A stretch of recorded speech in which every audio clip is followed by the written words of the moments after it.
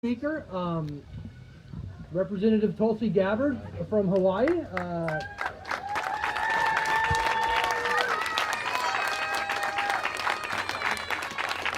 give him a favor. That's good enough. That's good. Thank you, Scott. Thank you, Scott, for your incredible leadership here as we gather here to fight for our working families. Labor Day is always a great weekend. It's a long weekend. We get to hang out with our friends and family and have barbecues like this. There's always some good sales going on, but I think it's important for us to remember that we celebrate Labor Day to celebrate our nation's workforce.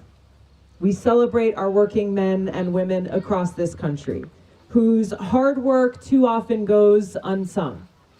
You know, if you watch the news, you read the headlines, you see the state of our economy is expressed through what is our GDP, how are the stocks doing, how are the Fortune 500 companies doing, but really there's never much talk about who makes up the engine of our economy.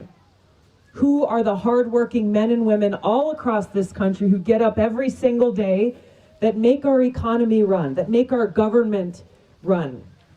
And this is why Labor Day is important, for us to be able to have these gatherings to remember this and to remember how we got here. That the benefits that we have in this country didn't just come about because of the good intentions and the good-natured will of the big bosses.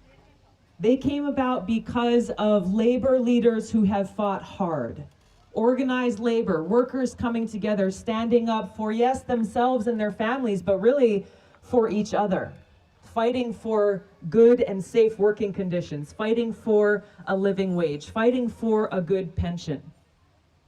This is something in my home state of Hawaii that is rooted in our state's history. We've got a history rooted in agriculture. Plantations, growing sugarcane and pineapple and other things. And there were 4 big bosses in our state that ruled our plantation fields. And there were immigrants coming from all over the world to come and work in those fields with terrible working conditions. And anytime the workers tried to fight for better pay, safer working conditions, it won't surprise you to know what the response they were met with. Complain again and you'll be fired. You'll easily be replaced, pitting one group of workers against the other, threatening their ability to provide for their families. These are the things that we're still seeing happening today. The thing that changed for us in Hawaii at that time was workers all across the state coming together and saying an attack against one of us is an attack against all of us. In the mid-1940s, they came together, over 20,000 workers, and shut down the entire economy of the state. And they said no more. That was the turning point then. And for us in our state, that turned our state over completely. Now to the point where today we have the largest number of labor union members per capita of any state in the country. This is why this is so important and why we cannot be complacent.